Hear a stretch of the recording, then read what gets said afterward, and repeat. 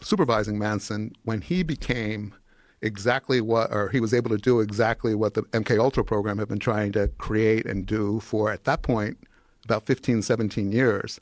When it was all exposed in the 70s, and there were these hearings, first the Rockefeller Commission hearings and the church hearings, and then finally Senators Ted Kennedy and Daniel Inouye held hearings.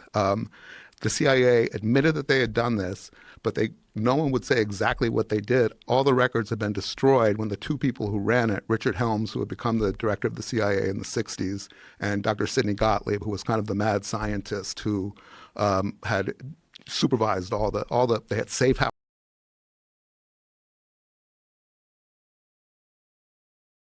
All the labels we still use, good girls and bad girls, wifeys and femme fatales, come from the Madonna and the whore. Here's how to spot these archetypes on screen. A Madonna is sexually innocent, which makes her lovable and admirable, but not desirable. And she isn't supposed to have desires of her own. You don't kiss boys, boys kiss you. Men might even worship her as something holy like her namesake, the Virgin Mary. But she's expected to be pretty passive and removed from the fun. Her archetypal color is blue, the color of tears, evoking Mary's grief over her son's death. The whore figure is not so admired, which makes it okay to project one's dirtiest desires onto her. Modeled on the Mary Magdalene, who's widely been portrayed as a sex worker, though the Bible never actually says she is, she's often associated with red, evoking fiery passion. She's allowed to have desires, agency, and freedom, but the cost of that is she's viewed as a dangerous temptress. Still a lot of pillow talk to talk about. You phoned my wife? It's always what it comes down to.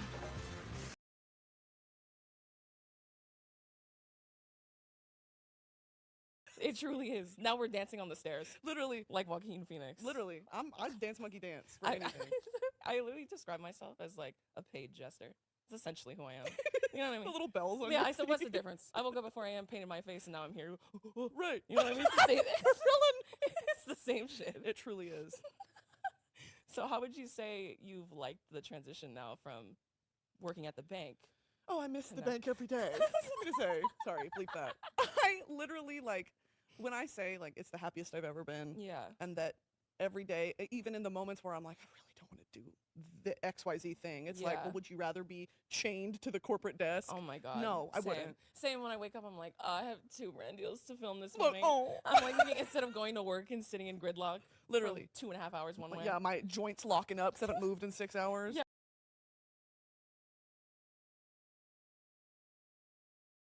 Oh man, No. what up, Roy? How you been, man? I'm good, man.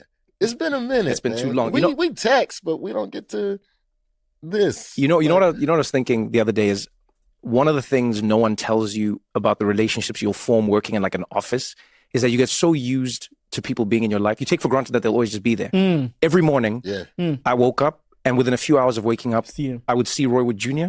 We would have conversations. We'd talk about Donald Trump. We'd talk about the news. We'd talk about life. But you just assume that those people are going to be your village. Yes.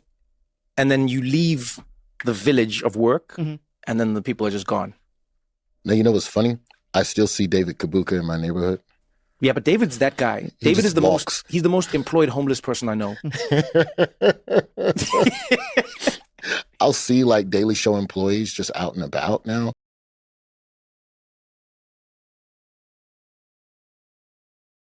Of what creates a healthy and a long-lasting partnership. Perhaps that's what we should do, is start with kind of what is the foundation of a healthy and a long-lasting partnership. Well, there are 4 kind of categories that I think about when I think about a healthy and a long-lasting partnership. And it's awareness, it's how you deal with conflict, it is the values that you have and that your partner has, and it's also the connection that you and your partner not only have, but how you are both showing up to strengthen it. And so awareness is both awareness of yourself and awareness of what your partner needs in a relationship. And in order to have self-awareness and awareness of what your partner needs, you've got to have a level of understanding about yourself, and you also have to have an interest in learning and being influenced by your partner and what their needs are.